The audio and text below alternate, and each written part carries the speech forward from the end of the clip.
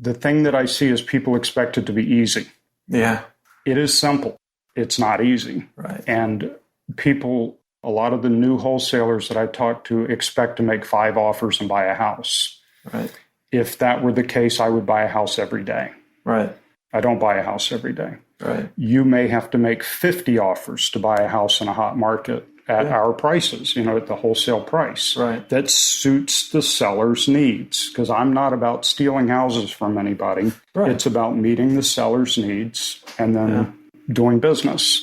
So the biggest thing that I think, and I don't know where the mentality comes from, so I'm not going to speculate, is a lot of the new wholesalers feel like, oh, just make a bunch of offers and buy a house. And there's a very specific approach, and keeping the seller's needs in mind and having the buyer in my other hand saying, I know who wants this house. Yeah. And maybe it's me, maybe it's my wife, and maybe it's one of the other 600 people that I have on my cash buyers list, or people like you, Robbie, that I see every week to say, I know what we're going to do with this house, Mr. and Mrs. Seller, and I can put all these details together. And I think that's the step a lot of new wholesalers miss, is having the end in mind and building that out.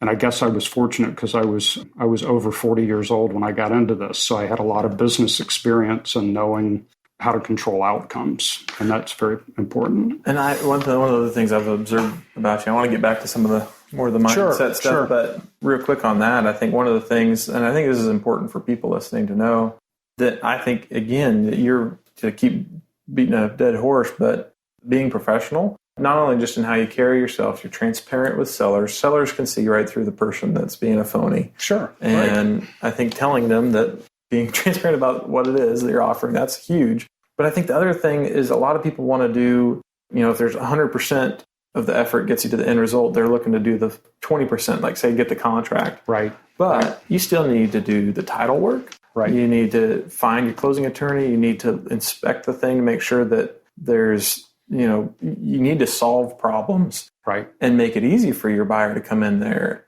and do your thing, because you're not pre-marketing a property that you shouldn't market. Right. And I think, again, I don't know, I see a lot of that out there where people they've done maybe 20% of the work that needs to happen. Right.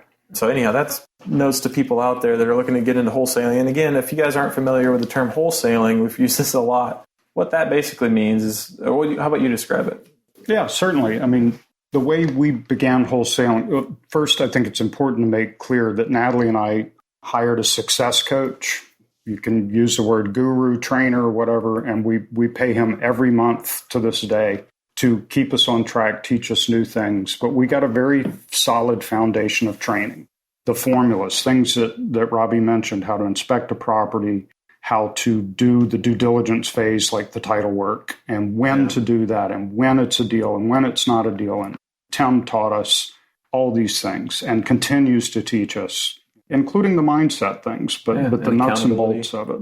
So ask me your question again about wholesaling. Oh, yeah. Just kind of describing what that is versus maybe some people have heard of fix and flip, but they may not be familiar with what wholesaling really even is. Absolutely. So when Natalie started this business, she started a business to buy houses, renovate them, and then resell them, or fix and flip. Yeah. And we were aware of, wholesale real estate, and, it was kind of on the fringes. We ended up buying a property that really didn't make a good fix and flip, but it was a great rental property. So we, without doing any work, we didn't even clean the ketchup off the countertop. We sold it to a local landlord. And so that was technically a wholesale transaction where we bought it and sold it without doing any work on it. Right. So we bought it at a wholesale price and we sold it at a slightly higher. We bought it for $24,000 and sold it for $34,000. Yeah. Good deal for everybody. We then were approached by someone who was doing wholesaling and assigning contracts. So David had some great deals, the fix and flips that we wanted to buy, and we paid him fees for an assignment of contract and learned that process, and then approached our success coach. And he, of course, had a very in-depth knowledge and does a ton of this assignment of contract wholesaling. So we started doing that ourselves. And what we had been doing, and this, I think, is a great golden nugget. If you're in your first year of business, what would I have done differently? That was actually one of my questions I want to ask you. Yeah. So here's what I would have done differently. I would have been wholesaling, rehab, fix and flip, doing lease options and subject to purchases from the beginning. I would have dedicated the time to learn how to do all of those things. And here's why. Even though I'm all about focus and doing the one thing, here's why.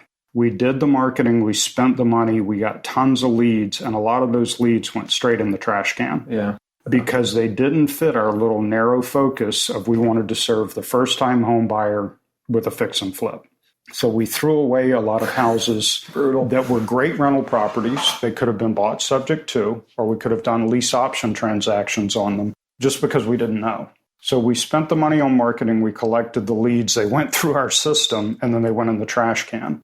And now what we're doing is monetizing those by knowing the right buyers who are interested in those transactions and then assigning contracts or closing on them and reselling them, doing turnkey packages or taking them subject to and keeping them for ourselves. Yeah. So that's the big golden nugget that I would say, once you invest the money in the marketing, call me.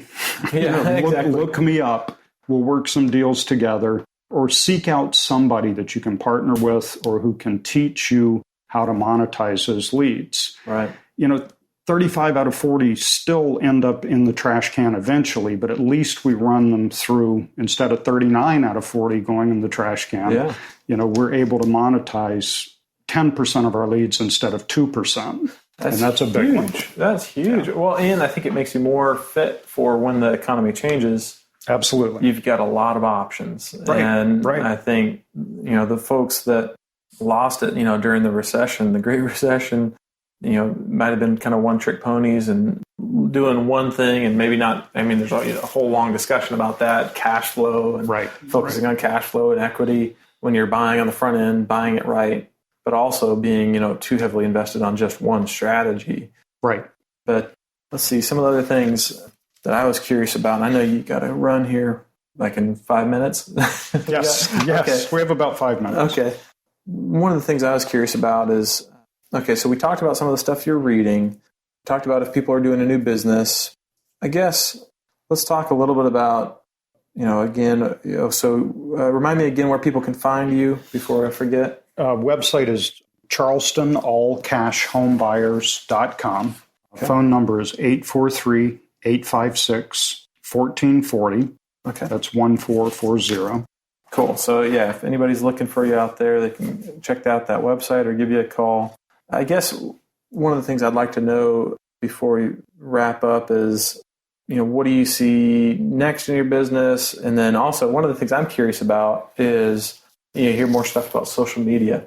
Right. Things like that. Right. And this is kind of not off topic, but even just a podcast like this is kind of new. It's new to me, but you're seeing more and more stuff in social media. Are you doing anything? Yeah, and it's so new to me, and I have a blind spot. We have a great Facebook page, and you asked how to get in touch, and I don't even think of it. We have a wonderful Facebook page, just Charleston All Cash Home Buyers. Oh, okay, on cool. Facebook, and that will send you to our other websites. But we're doing a ton with Facebook. I have a friend in Canada who owns half of a social media company. So we've hired him. Okay. And he's a real estate investor. So he understands our business and our world. And we pay Chris and Adam to do our social media.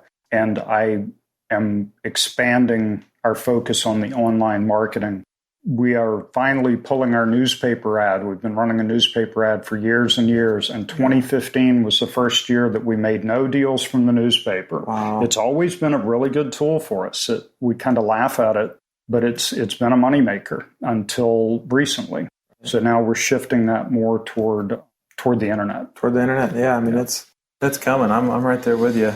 It's been hard for me, and I even think of myself as fairly technologically savvy and not computer programmer or anything, but even for me, I feel like I was behind the wave of this new generation that's come up doing the social media stuff. And so it's hard to keep up with everything. I mean, it changes constantly, and SEO is the same thing. I'm outsourcing. I'm finding an inexpensive way, and if somebody wants to talk about that offline, I've found a relatively inexpensive way to do SEO because there's some really expensive ways to do SEO, oh my gosh, but I think it's important. Yeah. Well, just to kind of wrap up, I guess, I know books are very important to you. If you were to gift a book to a friend, one or two books that you feel like could really change their life, what are one or two books that you think either you already have given to people or that you would want to recommend or give to somebody if you could? For just general peace in my heart type things, there's a book called The Magic, and I cannot remember the author's name right now, but it's very simply called The Magic, and it's a book about gratitude. Okay. And that's life-changing. So that would be the very first thing, is The Magic. And then The Miracle Morning that I mentioned earlier is very instrumental to me, and I do it because people I admire do it and had recommended it to me. And it has made a big difference in my life. And if you're buying houses or selling anything, that Go for No book is definitely a game changer. Very, very short little allegorical book, Go for No. That's awesome. Those are all three books I have not heard of, so I'm excited about that. That's awesome. Well, I know we need to wrap it up for you, but maybe I'm sure we could keep talking for hours, so we may have to do a part 2 at some point. Yeah, let's do it. But let's call it good there. Any closing thoughts or anything you want to leave for listeners? I guess what I have learned, or what I have decided in recent months and years, especially with the influence of my life, or of the influence of my wife, is that business is a very small part of my life. It's very important. I want to be extremely successful, and we do make a good income, and we'll do better. But I really want the rounded life and time with my family. And the purpose of this business for me is so I can interact with people like you, Robbie, and Tom and Rich and Kelly and all of our friends in the business. Yeah. I mean, that has been a real blessing to me, is we share values, we share a why, that it's really a good thing. And I have peace in my heart because of The Magic and the ability to spend a lot of time with my kids and teach them optimism and teach them gratitude. Yeah. And it's a real blessing. That's huge. And I mean, that's definitely consistent with my goal, my big why, my purpose. And I think, hopefully everybody listening to this, there's a lot of different ways to skin a cat, but ultimately it's a means to an end. Right. And the big end is not necessarily to have, the big business perhaps, but to have the lifestyle that you're looking for. But I think gratitude is huge. But no, I appreciate your time this morning. And like I said, I'm sure we could do a part 2 here pretty soon. Oh, yeah. I love talking to you online and off. Likewise. So thank you so much. And again, for those listening, if you want to check out, it's charlestonallcashhomebuyers.com at 843-856-1440. And you can find Russ Scheider there. And thanks. And also on Facebook. And also on Facebook. Yeah, there you go. All right. Thank you. Thank you.